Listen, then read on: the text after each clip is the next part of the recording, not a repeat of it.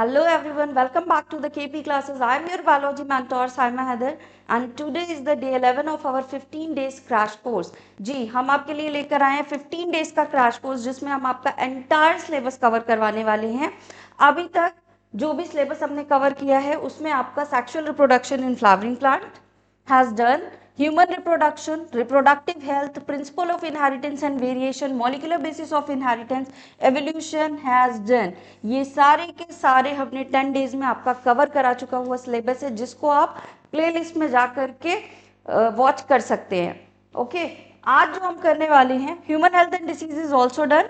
आज जो हम करने वाले हैं वो हमारा माइक्रोब्स इन ह्यूमन वेलफेयर।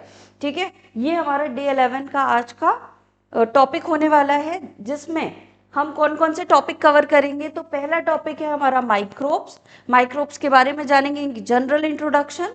दूसरा यहाँ पे क्या है, माइक्रोब्स का यूज आप हाउस होल्ड प्रोडक्ट में कैसे देखते हैं, देन इंडस्ट्रियल प्रोडक्ट में कैसे यूज हो रहा है, सीवेज ट्रीटमेंट प्लांट में कैसे यूज हो रहा है, बायोगैस प्लांट में कैसे यूज हो रहा है, और as a bio control agent हम माइक्रोब का कैसे यूज करते हैं। ये सारी चीजें आज हम देखने वाले हैं।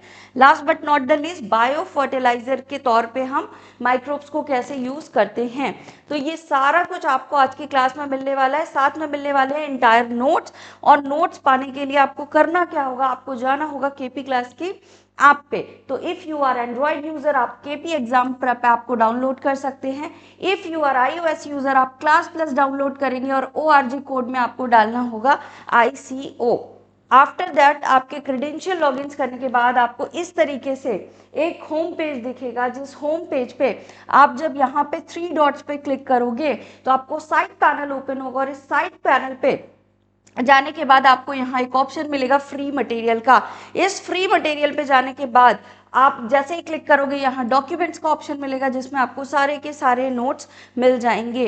साथ ही साथ अगर आप मॉक टेस्ट की प्रिपरेशन करने चाहते हो तो यहाँ पे आपको टेस्ट का भी ऑप्शन है जिसमें आप फ्री मॉक टेस्ट की प्रैक्टिस कर सकते हो। इसके साथ साथ आपको सैम्पल पेपर भी डाउनलोड मिल जाएंगे यहाँ पे।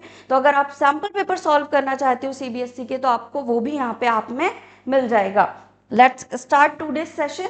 ठीक है, तो माइक्रोब से स्टार्ट करते हैं आज की क्लास। सबसे पहले माइक्रोब्स जो हैं, ठीक है, ये जो टाइनी ऑर्गेनिज्म हैं ह्यूमन हेल्थ एंड डिसीज में आपने देखा कि माइक्रोब्स जो हैं वो हमें किस तरीके से नुकसान पहुंचा रहे हैं। नाउ इन दिस चैप्टर आप ये देखोगे कि वेलफेयर में किस तरीके से यूटिलाइज हो रहे हैं सेम माइक्रोब्स। ठीक है, तो एक माइक्रोब्स हैं, कुछ ग्रुप ऑफ माइक्रोब जो इन्फेक्शन कॉज कर रहा है, ठीक है, जिसको हमने डिसीज वाले चैप्टर में कवर किया। कुछ माइक्रोब्स हैं जो एज अ फ्रेंड हमारे साथ क्या कर रहे हैं, हमें वेलफेयर पहुंचा रहे हैं। ठीक है, तो उनके बारे में भी आज की क्लास में हम स्टडी करेंगे। पहला microbe important one which is lactobacillus. ठीक है, लैक्टोबैसिलस है और ये क्या करता है, commonly called as lactic acid bacteria LAB बोलते हैं इसको। ग्रो इन द मिल्क, कहाँ पे ग्रो हो रहा है, मिल्क में हो रहा है। और काम क्या है इसका, it converted the milk into curd, मतलब कर्डलिंग करवाता है ये आपका। LAB produce acids that coagulate and partially digest the milk protein. ठीक है, मिल्क से ही आप चीज का भी फॉर्मेशन कर रहे हो और मिल्क से ही आप कर्ड का भी फॉर्मेशन कर रहे हो। बट यहाँ पे माइक्रो ऑर्गेनिज्म चेंज है, तो यहाँ पे क्या हो रहा है आपका, यहाँ पे हो रहा है पार्शियली डाइजेशन ऑफ प्रोटीन जिसकी वजह से मिल्क कोगुलेट हो रहा है। It also improves it's nutritional quality by increasing vitamin B12। ये याद रखना है कि कौन सा विटामिन जो है वो पाया जा रहा है in our stomach too. The lab plays very beneficial role in the checking disease causing microbes। जो आपके disease causing microbes होते हैं स्टमक में, ये जो लैब होता है ये जाकर के उनको भी क्या कर देता है, किल कर देता है। तो आपका जो स्टमक है वो क्या हो जाएगा, और भी हेल्दी। और विटामिन B12 भी आपको एज अ न्यूट्रिशनल वैल्यू दे रहा है। सेकेंड हाउस होल्ड जो आपका होता है वो क्या है आपका, the dosa and idli is also fermented bye the bacteria. Generally आप फर्मेंटेशन पढ़ते हो, फर्मेंटेशन हो किससे रहा है आपका, आप ईस्ट से फर्मेंटेशन करते हो। ठीक है, इन द नॉर्मल केसेस। लेकिन डोसा और इडली में याद रखना है कि किसके थ्रू हो रहा है, बैक्टीरिया के थ्रू। तो आपको ये ऑप्शनल में मिल सकता है, तो कंफ्यूज मत होना। यहाँ पे जो फर्मेंटेशन हो रहा है उसमें कौन हेल्प कर रहा है, बैक्टीरिया हेल्प कर रहा है। The dough which is used for making bread, देखो लेकिन ब्रेड के लिए कौन फर्मेंटेशन फर्मेंटेशन कर रहा है यहाँ पे using bakers yeast, saccharomyces cerevisiae. ये सैक्रोमाइसिस सेरेविसी अल्कोहल का भी फर्मेंटेशन करवाता है, इंडस्ट्रियल में पढ़ेंगे, ठीक है। और सेम ईस्ट जो है आपका बेकर्स ईस्ट के नाम से जाना जाता है, कहाँ, जब ब्रेड इंडस्ट्री में इसका यूज किया जाता है, ठीक है। A number of traditional drinks and food are also made by the fermentation by the microbes। एक ड्रिंक का नाम लिखा हुआ है टॉडी, ठीक है, पाम ट्री के सैप को फर्मेंट करके बनाया जाता है। तो ये भी किससे बन रहा है आपका, माइक्रोब्स के थ्रू ही फर्मेंट हो रहा है, ठीक है। यहाँ पे देखो लिखा हुआ है toddy is a traditional drink of some part of the southern India, is made by the fermenting sap from the palms, ठीक है, पाम्स ट्री के आपके सैप से बनाया जा रहा है। नेक्स्ट, सोयाबीन्स और जो बैम्बू स्टिक्स होते हैं, फिश होते हैं, उनको भी क्या किया जाता है, फोमेंट किया जाता है, ताकि लॉन्ग पीरियड तक क्या करें, इनको प्रिजर्व किया जा सके, ठीक है। तो एक तो ये भी हो गया आपका। फिर नेक्स्ट है आपका चीज। चीज is one of the oldest food items which microbes were use, the large holes in the Swiss cheese, ठीक है। आपने चीज देखा होगा, टू टाइप ऑफ चीज होते हैं, कुछ में लार्ज होल्स होते हैं, कुछ में बहुत टाइनी होल्स होते हैं। तो ये जो लार्ज वाला आपका होल्स वाला चीज होता है, इसको हम क्या बोलते हैं, स्विस चीज बोलते हैं। और स्विस चीज जो हो रहा है, इसमें प्रोडक्शन क्यों हो रहा है इतना, क्योंकि CO2 का अमाउंट प्रोड्यूस कर रहा है। कौन प्रोड्यूस कर रहा है CO2 का अमाउंट, तो एक बैक्टीरिया होता है जिसका नाम क्या है, प्रोपियोनिबैक्टीरियम शर्मानी, ये याद रखना है, ठीक है। मैच द कॉलम भी आ सकता है, ऑप्शनल में भी आ सकता है, ठीक। तो ये आपका क्या है, बैक्टीरिया है जो स्विस चीज का प्रोडक्शन करवा रहा है। फिर है आपका रॉकी फोर्ट चीज, ये क्या करता है आपका, ग्रो स्पेसिफिक फंगस। देखिए दूसरा आपका क्या है, फंगस से हो रहा है, कौन सा है, them which gives them a particular flavour, ठीक है। तो रॉकी फोर्ट चीज जो है, वो रॉकी फोर्ट ही आपका क्या है, फंगस है, जो क्या करवा रहा है, चीज बनवा रहा है। तो पहले तो क्या कर रहा है, मिल्क से ही चीज बन रहा है, ठीक है, उसको डीनेचर्ड किया जा रहा है, और बाद में इसका जो फ्लेवर है, जो टेक्सचर है, वो सब कैसे ऐड ऑन हो रहा है, डिफरेंट काइंड ऑफ माइक्रोब्स। किस माइक्रोब से यहाँ पे हम उसको डील करवा रहे हैं, उससे उसका फ्लेवर, उसका टेक्सचर, ये सारी चीजें लास्ट में डिसाइड होंगी। इसलिए वैरायटी ऑफ चीज आपके पाए जाते हैं due to variety of microbes, ठीक है। अब इंडस्ट्री में देख लेते हैं कि क्या कैसे हो रहा है। तो industrial microbes are used to synthesize a number of products valuable to the human beings, beverages and antibiotics, ठीक है, are the some examples। Production on an industrial scale requires growing microbes in very large vessels। अब industrial बनवा रहे हैं, मतलब एक छोटा quantity, अभी हाउस होल्ड में हम क्या करते हैं, एक छोटा क्वांटिटी करवा रहे थे, ठीक है, लेकिन अब यही हम कहाँ करा रहे हैं, लार्ज स्केल पे। तो बड़े बड़े क्या चाहिए हमें, वेसल्स चाहिए। ये लार्ज स्केल जो वेसल्स होते हैं, इन्हीं को हम क्या बोलते हैं, फर्मेंटर्स बोलते हैं, ठीक है, जहाँ पे हम क्या कराएंगे, बेवरेजेस या एंटीबायोटिक्स का प्रोडक्शन करवाएंगे, ठीक। तो पहला आपका फर्मेंटर बेवरेजेस जो है, microbes like yeast are used for the production of beverages like wine, beer, whisky, brandy और रम, ठीक है। ये सारों का प्रोडक्शन कहाँ से हो रहा है, आपका माइक्रोब से। ईस्ट है, सैक्रोमाइसिस सेरेविसी है, ठीक है, इसको ब्यूवर्स ईस्ट बोला जाता है। जब हम इसको कहाँ यूज करेंगे, ब्यूवर्स इंडस्ट्री में यूज करेंगे, बेकर्स इंडस्ट्री में यूज करेंगे, तो इसी का नाम क्या हो जाएगा आपका, बेकर्स ईस्ट हो जाएगा।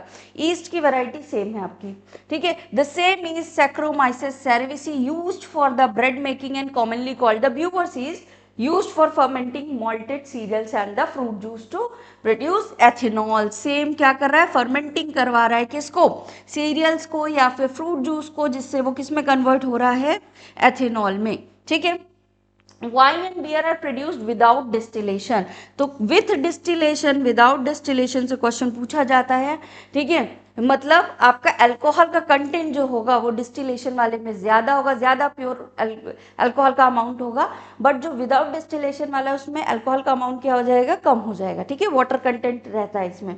तो वाइन एंड बियर दोनों कैसे हैं आपके, विदाउट डिस्टिलेशन वाले, ये याद रखना है। Whereas whisky, brandy and the rum are produced by the distillation. ये किससे हो रहे हैं, आपके डिस्टिलेशन से हो रहे हैं। तो डिस्टिल्ड और आपका अनडिस्टिल्ड पूछा जाता है, अल्कोहल कौन सा वाला है, तो ये पॉइंट्स आपको बनने चाहिए। नेक्स्ट आपका क्या है, एंटीबायोटिक्स। एंटीबायोटिक्स की बात करें तो antibiotics is the accidental invention, ठीक है। ऐसा नहीं था कि इस पर रिसर्च चल रही थी, काम किया गया, फिर फाइंड आउट किया गया, नहीं, ये क्या था आपका एक एक्सीडेंटल रिसर्च था। जो क्या हुआ, अचानक से देखा गया कि देयर आर सम माइक्रोब्स जो दूसरे माइक्रोब्स की बायो एक्टिविटी को रोक रहे हैं, ठीक है। तो यही एक क्या था, इसका प्रिंसिपल था। तो anti is a Greek word that means against, ठीक है। एंटी क्यों बोला गया, क्योंकि अगेंस्ट है। And biotic, bio means life, तो किसी के लाइफ के अगेंस्ट काम कर रहा है, ठीक है, इसीलिए इसका नाम क्या दे दिया गया, एंटीबायोटिक्स, ठीक। And Alexander Fleming is the scientist जिन्होंने क्या किया था, इसको डिस्कवर किया था while working on the streptococcus bacteria once observed a mold growing in one of the unwashed culture plates around which staphylococcus could not grow। क्या हुआ था, एक बार अलेक्जेंडर फ्लेमिंग जो थे वो स्टैफिलोकोकस पे काम कर रहे थे, पेट्री प्लेट में वो लगा हुआ था, और फिर उनको अचानक से कहीं जाना पड़ा, तो लैब में उन्होंने एज इट इज उसको छोड़ दिया। जब वो कुछ दिन बाद वापस आए तो उन्होंने देखा कि उस पेट्री प्लेट पे कुछ ऐसी चीजें ग्रो हो गई हैं जहाँ पे वो आपको उनको वो सब्सटेंस दिख रहा था, वहाँ आसपास उनको बैक्टीरिया की कॉलोनी नजर नहीं आई, जिससे उन्हें पता चला कि ये जो मोल्ड है ये जहां पे भी ग्रो हो रहा है वो बैक्टीरिया को क्या कर रहा है, वहां ग्रो होने मतलब उसकी ग्रोथ को क्या कर रहा है, डिक्लाइन कर रहा है, ठीक है। तो यहां से इसकी शुरुआत हुई। Found that it was due to a chemical produced by the mold and named it penicillin after the mold penicillium notatum. ये जो मोल्ड था इसका नाम क्या था, पेंसिलियम नोटेटम, दैट्स वाई इसको क्या नाम दे दिया गया, आपका पेंसिलिन नाम दिया गया। Its full potential as an effective antibiotics was established by Ernstein and Howard Florey, ठीक है। दो आपके ये साइंटिस्ट थे, अलेक्जेंडर फ्लेमिंग ने इसको इन्वेंट किया, बट जो आपके जब वर्ल्ड वॉर सेकेंड चल रहा था एट दैट टाइम क्या हुआ कि इसको फुल फ्लेज फॉर्म में कि एंटीबायोटिक्स के फॉर्म में इसको स्टैब्लिश करने वाले दो साइंटिस्ट थे, Ernest Chain and the Howard Florey. This antibiotics was extensively used to treat American soldiers wounded in the world war second. Fleming, Chen and the Fleury were awarded the Nobel Prize in 1945 for this discovery। तो world war second में इसका क्या किया गया था, use किया गया। Next है आपका chemicals, enzymes and other bioactive molecules, ठीक है। बायोएक्टिव मॉलिक्यूल्स क्या हैं, जो एज एंजाइम वर्क कर रहे हैं, कोई कैटालिटिक एक्टिविटी दे रहे हैं, ठीक है, या कुछ एक स्पेसिफिक फंक्शन परफॉर्म कर रहे हैं, उनको बायोएक्टिव मॉलिक्यूल्स बोला जाता है। पहला क्या है आपका, एक फंगस है एस्परजिलस नाइजर जो प्रोड्यूस करता है साइट्रिक एसिड। तो मैच द कॉलम में आने वाला ये एक इंपॉर्टेंट आपका टॉपिक है, ठीक। तो ये मैच द कॉलम के हिसाब से इसको एकदम बढ़िया से करना है। एस्परजिलस नाइजर क्या कर रहा है, साइट्रिक एसिड का प्रोडक्शन कर रहा है। एसिटोबैक्टर एसिटाई अगेन बैक्टीरिया है, प्रोड्यूस कर रहा है किसको, एसिटिक एसिड को। Clostridium butylicum again a bacteria जो ब्यूट्रिक एसिड प्रोड्यूस कर रहा है। इमेज द कॉलम पूछा भी जा चुका है पीवाईक्यू में। लैक्टोबैसिलस जो है वो किसको, again a bacteria, lactic acid produce कर रहा है। ईस्ट आपका सैक्रोमाइसिस सेरेविसी वो किस लिए यूज किया जाता है, आपका एथेनॉल प्रोडक्शन में, ठीक है, और बेकरी इंडस्ट्री में भी इसको यूज किया जाता है। नेक्स्ट है आपका एंजाइम, कौन सा, लाइपेज, ठीक है। लाइपेज एज लगा हुआ एंजाइम है, किसको कर रहा होगा, नाम से पता चल रहा है, लिपिड को, ठीक है। ऑयल कंटेंट को क्या कर रहा है, ये डिग्रेड कर रहा है, ठीक। तो ये कहाँ यूज किया जाएगा आपका, डिटर्जेंट फॉर्मुलेशंस में, and are helpful in removing the stains from the laundry, ठीक है। जो स्टेन्स लग जाते हैं या ऑयल होता है उसको लाइपेज किस में डाला जाता है, आपका डिटर्जेंट भी यूज किया जाता है, ठीक। तो ये याद रखना है। दूसरा है आपका जो बॉटल जूस होता है उसमें पैक्टिनेज या प्रोटीएज डाला जाता है, जो क्या कर देता है, उसको क्लियर्ड फॉर्मेशन में चेंज कर देता है, ठीक है। बॉटल जूस को क्लैरिफाई करने के लिए प्रोटीएज या पैक्टिनेज डाला जाता है, जो क्या करते हैं, फाइबर्स और प्रोटीन्स को डाइजेस्ट कर देते हैं, तो क्लियर आपका जूस बन जाता है। फिर अगेन स्ट्रेप्टोकाइनेज, ठीक है, ये स्ट्रेप्टोकोकस से प्रोड्यूस्ड एक सब्सटेंस होता है, बैक्टीरिया के थ्रू स्ट्रेप्टोकोकस ने इसको प्रोड्यूस किया है, and modified by the genetic engineering is used as a clot buster। काम क्या कर रहा है, फंक्शन क्या है, ऑब्टेन किया गया स्ट्रेप्टोकोकस से, काम क्या कर रहा है, एज अ क्लॉट बस्टर काम कर रहा है, ठीक है, for removing clots from the blood vessels of patient who have under undergone myocardial infarction. क्या हो रहा है जिनमें मायोकार्डियल इन्फ्रैक्शन हो रहा है, जो कि हार्ट अटैक को लीड करता है। ठीक है, जो आपकी ब्लड वेसल्स ब्लॉक हो जाती हैं उनको ओपन करवाने का काम क्या कर रहा है आपका, ये एज अ क्लॉट बस्टर कर रहा है स्ट्रेप्टोकाइनेज। फिर होता है साइक्लोस्पोरिन है, इंपॉर्टेंट है ये, मतलब इन सारों में सबसे ज्यादा, एक तो पीछे वाला मैच द कॉलम में आता है, उसके अलावा साइक्लोस्पोरिन ए एक ऐसा है जो कई बार पूछा जा चुका है मल्टीपल चॉइस में। ठीक है, that is used as an immunosuppressive agent. ठीक, कैसा है ये आपका इम्यूनोसप्रेसिव एजेंट है, मतलब जब ऑर्गन ट्रांसप्लांट वगैरह होता है तब ये क्या किया जाता है, दिया जाता है पेशेंट में, ताकि उसका इम्यून सिस्टम सप्रेस हो जाए और वो अपने ही ऑर्गन को, जो डोनेटेड ऑर्गन है, उसको टारगेट ना कर दे। ठीक है, कौन प्रोड्यूस कर रहा है इसको, तो एक फंगस के थ्रू प्रोड्यूस हो रहा है जिसका नाम क्या है, ट्राइकोडर्मा पॉलीस्पोरम। तो प्रोड्यूस कौन कर रहा है, ठीक है, क्या प्रोड्यूस हो रहा है और क्या काम कर रहा है, ये तीन चीजें आपको इस पूरे कंटेंट में याद रखनी है। ठीक, अब स्टैटिन आता है, प्रोड्यूस कौन कर रहा है इसको, एक ईस्ट प्रोड्यूस कर रहा है। ठीक है, मोनास्कस परप्यूरिस। ठीक, तो statin is the substance produced by yeast Monascus purpureus, और काम क्या है इसका, have been commercialised as the blood cholesterol lowering agent. ठीक है, देखो काम क्या करता है, ये कॉम्पिटिटिव इनहिबिशन कर लेता है। ठीक, तो ब्लड में जो कोलेस्ट्रॉल बढ़ रहा है ये जाके वहां as a competitive inhibitor bind हो जाता है कि ब्लड में कोलेस्ट्रॉल के लेवल को बनने ही नहीं देता। ठीक है, तो ये भी आपको क्या करना है, याद रखना है। ये दोनों ही टॉपिक्स आपको मैच द कॉलम में या एमसीक्यू में क्वेश्चंस आते हैं। एक और बात बेटा, वो बच्चे जो बोर्ड एग्जाम के साथ साथ सीयूटी की प्रिपरेशन कर रहे हैं, तो हम आपके लिए लॉन्च कर रहे हैं हमारा उड़ान बैच, जिसमें हम ना सिर्फ साइंस बल्कि कॉमर्स एंड द ह्यूमैनिटीज सारे ही डोमेन में सब्जेक्ट लॉन्च कर रहे हैं। साथ ही साथ हम इसमें आपको प्रोवाइड कर रहे हैं हमारा जनरल टेस्ट और लैंग्वेज भी। इसके साथ वो बच्चे जो केवल सिर्फ आपका जाना चाहते हैं जनरल टेस्ट और लैंग्वेज के प्रिपरेशन करने के लिए, उनके लिए भी एक स्पेशल बैच लॉन्च है जिसको हम बोलते हैं सारथी बैच। यहाँ देखिए आपको डिटेल सारी दी हुई हैं, डिस्क्रिप्शन बॉक्स में भी आपको लिंक मिल जाएगा, तो आप हमारे साथ जुड़ सकते हैं। और ये है हमारा 2024 का सीयूटी रिजल्ट, जिसमें बहुत सारे बच्चे जो हमारे साथ पिछली बार उड़ान बैच में जुड़े थे उन्होंने अपने ड्रीम कॉलेज को अचीव किया है। तो अगर आप भी अपने ड्रीम कॉलेज को अचीव करना चाहते हैं तो आप भी हमारे साथ इस बार उड़ान बैच में जुड़ सकते हैं। नेक्स्ट हमारा क्या है यहाँ पे, सीवेज ट्रीटमेंट प्लांट। ठीक है, इंपॉर्टेंट वन है, क्वेश्चन आता है, सीक्वेंस करने के लिए दे दिया जाता है, या फिर एक शॉर्ट नोट लिखने को भी आ सकता है जिसमें आप डायग्राम के थ्रू, पॉइंट्स के थ्रू इसको एक्सप्लेन कर सकते हो। ठीक है, चलो, the municipal waste water include human excreta. क्या क्या चीजें हैं इसमें, human excreta is also called the sewage. It contains large amount of organic matter and microbes, many of which are the pathogenic. कुछ इसमें से क्या हो सकते हैं आपके, पैथोजेनिक हो सकते हैं। तो जो म्यूनिसिपल वेस्ट वाटर है उसमें ह्यूमन एक्सक्रीटा भी है, आपके हाउस होल्ड से रिलेटेड जितना भी वेस्ट वाटर निकलता है वो सारी चीजें यहाँ पे हैं। ठीक है, सबसे पहले उस वाटर को दिया जाता है प्राइमरी ट्रीटमेंट। ठीक है, एक वाटर है उसमें बहुत सारी चीजें हैं। ठीक, बहुत सारे, कुछ लोग क्या करते हैं, चिप्स खाया उसका पैकेट भी फेंक दिया। ठीक है, तो वो भी क्या है उसमें इंक्लूड है, और जो डिजॉल्व वाले हैं वो भी इंक्लूड है। तो प्राइमरी ट्रीटमेंट में सबसे पहला हम काम क्या करते हैं, डिजॉल्व और अनडिजॉल्व को सेपरेट करते हैं। ठीक है, तो step of this treatment basically involve the physical removal of particle. क्या कर रहे हैं, large and small and dissolve and undissolved को सेपरेट कर रहे हैं। ठीक है, from the sewage through the filtration and sedimentation. कौन सी दो प्रोसेस हैं, फिल्ट्रेशन एंड सेडिमेंटेशन कर रहे हैं। These are removed in stage initially, floating debris is removed by the sequential filtration. जो आपके लार्ज मॉलिक्यूल हैं, ठीक है, जो फ्लोट कर रहे हैं, फ्लोटिंग डेब्रिस हैं, उनको रिमूव किया जा रहा है किससे, सिक्वेंशियल फिल्ट्रेशन। बड़ा फिल्ट्रेशन लगाया तो बड़े पार्टिकल रुक गए, उससे कम वाला लगाया तो उससे कम वाले पार्टिकल रुक गए, इसको सिक्वेंशियल फिल्ट्रेशन कहते हैं। Then the grits, soil and small pebbles are removed by the sedimentation.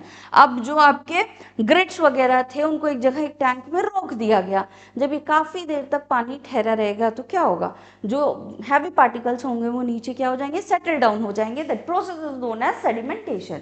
ठीक है, all solids that settle from the primary sludge and the supernated forms the effluent। ठीक है, प्राइमरी स्लज क्या है, जो नीचे बॉटम में है। ठीक है, जो आपका बॉटम में है वो क्या है, प्राइमरी स्लज है। ठीक, जो ऊपर है अपर लेयर में है सुपरनेटेंट, ठीक है, उसको क्या बोल दिया गया, एफ्लुएंट, प्राइमरी एफ्लुएंट। इसको कौन सा एफ्लुएंट बोलते हैं, प्राइमरी एफ्लुएंट। ये प्राइमरी एफ्लुएंट सेंड किया जाएगा कहाँ, अगले ट्रीटमेंट के लिए, ठीक है। The effluent from the primary settling tank is taken for the secondary treatment, आगे भेज दिया गया कहाँ, सेकेंडरी ट्रीटमेंट में, ठीक है। The primary effluent is passed into the large aeration tank, याद रखना है अगला स्टेप क्या है, लार्ज एरेशन टैंक में भेजा गया है, जहां पे क्या किया जाएगा, where it is constantly agitated mechanically and air is pumped into it, क्योंकि एरोबिक माइक्रोब्स की प्रेजेंस में यहाँ पे क्या किया जा रहा है, ये जो आपका प्राइमरी एफ्लुएंट है इसमें जो भी डिजोल्व वेस्ट है इनको क्या किया जा रहा है, डीजेनरेट किया जा रहा है, ठीक, डिकम्पोजिशन कर रहा है। This is allow vigorous growth of useful aerobic microbes. कौन वर्क कर रहा है यहाँ पे, aerobic microbes into flocs, masses of bacteria associated with the fungal filaments to form mesh like structure। Floc क्या है आपका, यहाँ पे कुछ माइक्रोब्स का स्ट्रक्चर होता है, ग्रुप होता है, ठीक है। तो यहाँ पे एरोबिक माइक्रोब से ट्रीट कराया जा रहा है कहाँ, एरेशन टैंक में। While growing these microbes consume the major part of the organic matter in the effluent। तो यहाँ पे जो भी ऑर्गेनिक मैटर इसमें डिजोल्व होते हैं वाटर में, उन पे क्या किया जाता है, ये माइक्रोब्स उसको क्या करते हैं, कंज्यूम करना शुरू कर देते हैं। कंज्यूम करेंगे तो धीरे धीरे वो जो आपका ऑर्गेनिक मैटर है वो क्या होने लग जाएगा, खत्म होने लग जाएगा उस वाटर से। This significantly reduce the BOD, ठीक है। बीओडी क्या है आपका, बायोलॉजिकल ऑक्सीजन डिमांड, ठीक है, ऑफ द एफ्लुएंट। तो ये जो एफ्लुएंट है इसमें धीरे धीरे बीओडी कब बढ़ेगा आपका, बायोलॉजिकल ऑक्सीजन डिमांड कब होगी, जब माइक्रोब ज्यादा तो बीओडी ज्यादा, ठीक है। धीरे धीरे क्या हो रहा है, अब उसके लिए फूड क्या था, ऑर्गेनिक मटेरियल, जो पानी में डिजोल्व ऑर्गेनिक वेस्ट है वो माइक्रोब के लिए फूड है, ठीक है। फूड ज्यादा तो माइक्रोब ज्यादा, ठीक है। बीओडी को यूज कर रहे हैं उस टाइम पे बीओडी भी ज्यादा, लेकिन जब माइक्रोब ने धीरे धीरे सारा ऑर्गेनिक वेस्ट खा लिया, अब उसको फूड नहीं मिल रहा है, क्या ग्रोथ करेगा, नहीं करेगा, तो उसकी जो बायोलॉजिकल ऑक्सीजन डिमांड है वो भी क्या हो जाएगी, कम। तो अगर माइक्रोब ज्यादा तो बीओडी ज्यादा, माइक्रोब्स कम तो बीओडी भी कम। तो इसी बीओडी को चेक किया जाता है और देखा जाता है, अगर बीओडी कम हो रहा है, ठीक है, और एक टाइम के बाद एकदम कांस्टेंट हो गया, इसका मतलब क्या है कि आपका एरेशन वाले टैंक में माइक्रोब्स की एक्टिविटी हैज डन, ठीक है। बीओडी को चेक करके ही पता करते हैं।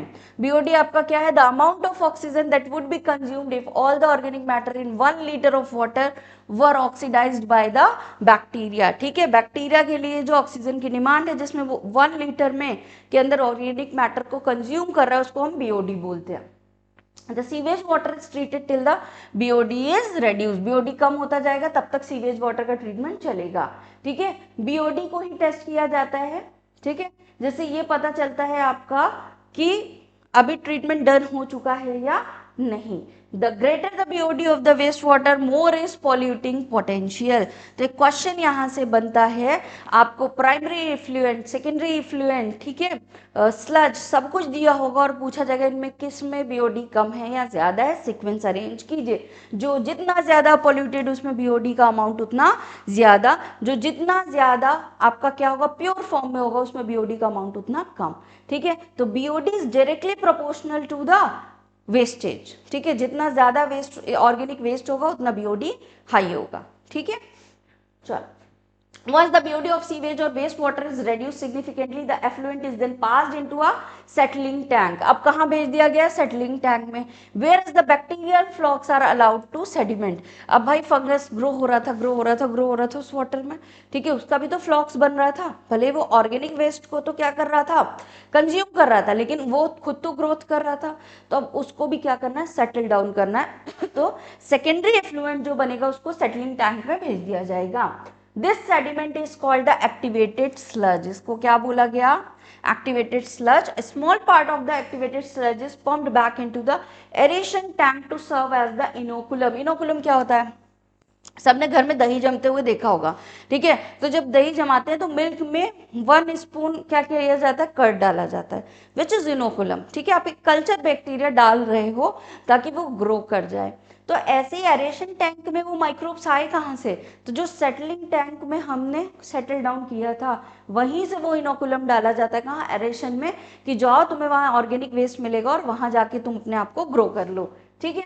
The remain major part of the sludge is pumped into the large tank called the anaerobic sludge digester.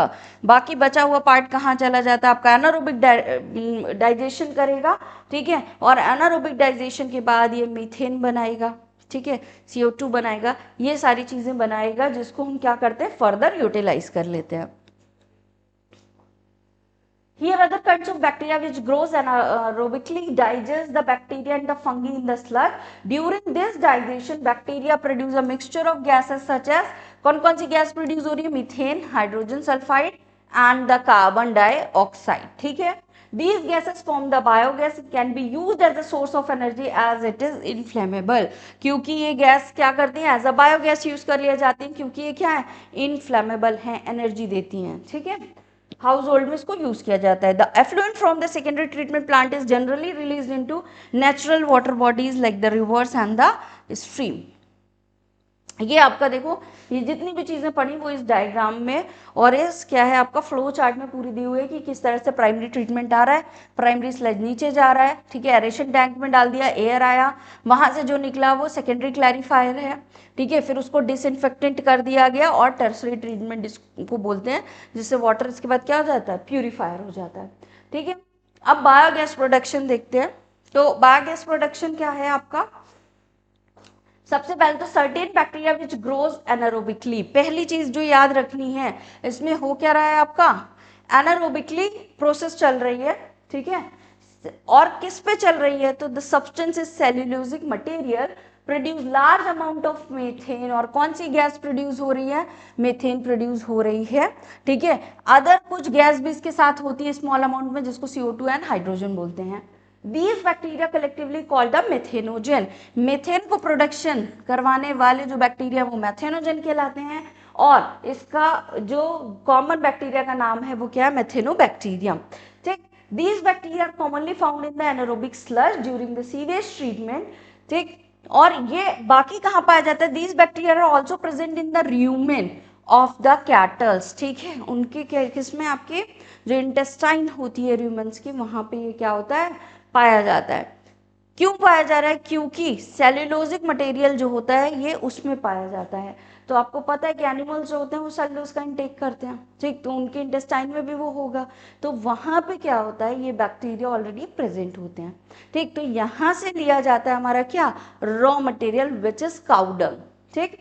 It also present in the rumen. In rumen, these bacteria helps in the breakdown of cellulose and play an important role in the nutrition of cattle. ठीक, यहाँ से idea pick किया गया.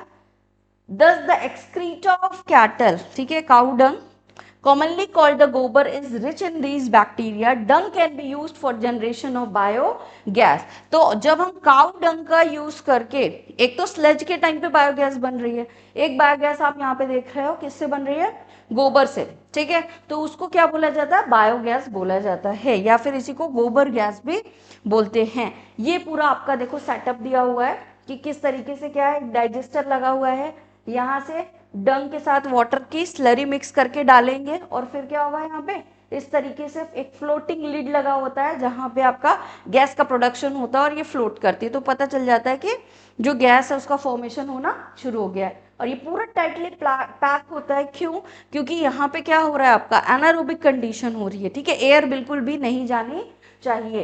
ये technology जो है उसका development कैसे हुआ, तो दो इंस्टीट्यूट आपके कौन कौन से, एक तो एग्रीकल्चर रिसर्च इंस्टीट्यूट IARI, ठीक है, एंड दूसरा है आपका and khadi and village industries commission, ये KVIC, ये दोनों जो हैं आपका इंडियन एग्रीकल्चरल रिसर्च इंस्टीट्यूट और KVIC, इन दोनों ने मिलकर ये कंसेप्ट दिया था, ठीक है, जिसका यूज करके एक लार्ज अमाउंट में बायोगैस बनाई जा रही है और यूज की जा रही है for as a household inflammable आपका फ्यूल, ठीक है. बेटा एक और बात कि जो हमने लॉन्च किया है आपका CUT प्लस बोर्ड के लिए कुछ बुक्स, जिसमें आपको पूरे का पूरा स्टडी मटेरियल मिल जाएगा. तो अगर आप ये बुक ऑनलाइन या ऑफलाइन मेथड से पाना चाहते हो, आपको दोनों तरीके से अवेलेबल हो जाएगा, तो आप डिस्क्रिप्शन में इसकी इंफॉर्मेशन है, आप ये बुक भी क्या कर सकते हो, मंगवा सकते हो, ठीक है. दूसरा है आपका microbes as the bio control agent. एक माइक्रोब्स दूसरे माइक्रोब्स की एक्टिविटी को या दूसरे ऑर्गेनिज्म को रोक रहा है। इसको बायो कंट्रोल एजेंट कहते हैं कि एक की प्रेजेंस में दूसरे की लाइफ जो है वो कंट्रोल हो गई। This is called the bio control agent. ठीक है, यहाँ से भी एमसीक्यू अगेन मिल सकता है, मैच द कॉलम मिल सकता है। Biological control of pest and disease देखेंगे सबसे पहले। The very familiar beetle with red and black marking the ladybird and the dragonflies are useful to get rid of aphids and the mosquitoes respectively. Lady bird aphids को रोक रहा है and dragon fly जो है वो mosquito को रोक रही है। ठीक है, अगर ये दोनों प्रेजेंट हैं तो ये क्या कर देगा, मॉस्किटो एंड आपके एफाइड्स की ग्रोथ को रोक देता है। ठीक, to control the butterfly caterpillars in the bacteria, कौन सा है आपका, Bacillus thuringiensis in the BT cotton, ये भी आपका क्या है, बायो कंट्रोल एजेंट है। ट्राइकोडर्मा फंगस की स्पीशीज है, are free living fungi that are very common in the root ecosystem. कहाँ पाया जा रहा है, रूट इकोसिस्टम में पाया जा रहा है। They are effectively bio control agent of several plant pathogen. ठीक है, क्या कर रहा है ये, प्लांट में पैथोजन की ग्रोथ होने से रोक रहा है। रूट के इकोसिस्टम में पाया जाने वाला आपका फंगस है। Baculovirus are the pathogen that attack insect and other arthropods. किसको बकेलोवायरस कर रहा है आपका, इंसेक्ट्स को एंड अदर ऑर्थोपोड्स को। The majority of baculovirus used as a biological control agent are in the genus nucleo polyhydroxyvirus. These viruses are excellent candidates for the species specific narrow spectrum insecticidal application. Narrow spectrum insecticidal application क्या है, एक insecticide आपने डाला जिससे वो वाले तो किल हो ही रहे थे, क्या हुआ साथ में, जो यूजफुल थे वो भी किल हो गए जिनको हम किल करना नहीं चाह रहे थे। तो नैरो स्पेक्ट्रम में क्या होता है, सिर्फ टारगेटेड आपके जो पेस्ट हैं या जो आपके इंसेक्ट हैं वही किल होंगे। ठीक है, तो यहाँ पे एक आपका ये एग्जाम्पल दिया हुआ है। They have been shown to have no negative impacts on the plant, animal, bird, fish or even on the non-target insect. तो अदर किसी बायोलॉजिकल ऑर्गेनिज्म पे कोई असर नहीं होगा, सिर्फ किस पे होगा, टारगेटेड जो आपका इंसेक्ट होगा उसी को क्या करेंगे, किल करेंगे। ठीक, फिर बायो फर्टिलाइजर्स आते हैं आपके। Bio fertilisers are the organism that enrich the nutrient quality of the soil. वो माइक्रो ऑर्गेनिज्म जो क्या कर रहे हैं, सॉइल की न्यूट्रिशनल वैल्यू को बढ़ा रहे हैं। ठीक है, उसको बायो फर्टिलाइजर बोलते हैं। The main source of bio fertilisers are bacteria, fungi and the cyanobacteria. Rhizobium bacteria है आपका, Azospirillum and the Azotobacter bacteria helps in the nitrogen fixation. क्या कर रहे हैं, सॉइल में नाइट्रोजन को फिक्स कर रहे हैं, नाइट्रोजन की वैल्यू को इनहांस कर रहे हैं। ठीक है, माइक्रोराइजिया एज अ फंगी, साइनोबैक्टीरिया और ऑटोट्रॉफिक माइक्रोब्स। ऑटोट्रॉफिक माइक्रोब्स क्या करते हैं, फोटोसिंथेसिस करवाते हैं। ठीक है, widely distributed in the aquatic and the terrestrial environment, many of which can fix atmospheric nitrogen। क्या काम कर रहे हैं, एटमॉस्फेरिक नाइट्रोजन को फिक्स कर रहे हैं। एग्जाम्पल कौन कौन से हैं, एनाबेना हो गया, नॉस्टॉक हो गया, ऑस्किलेटरिया हो गया, ये सारे क्या हैं आपके नाइट्रोजन को फिक्स करने वाले बैक्टीरिया है, इन साइनोबैक्टीरिया है। In paddy field cyanobacteria serve as an important bio fertiliser. Paddy field जो आपके धान की खेती होती है वहां पे ये क्या करते हैं आपके एज अ बायो फर्टिलाइजर्स, ये साइनोबैक्टीरिया यूज किए जाते हैं। ठीक है, तो this is all for the today. Hope you like the session. See you soon for the next session. Thank you. KP Classes, dedicated to excellence.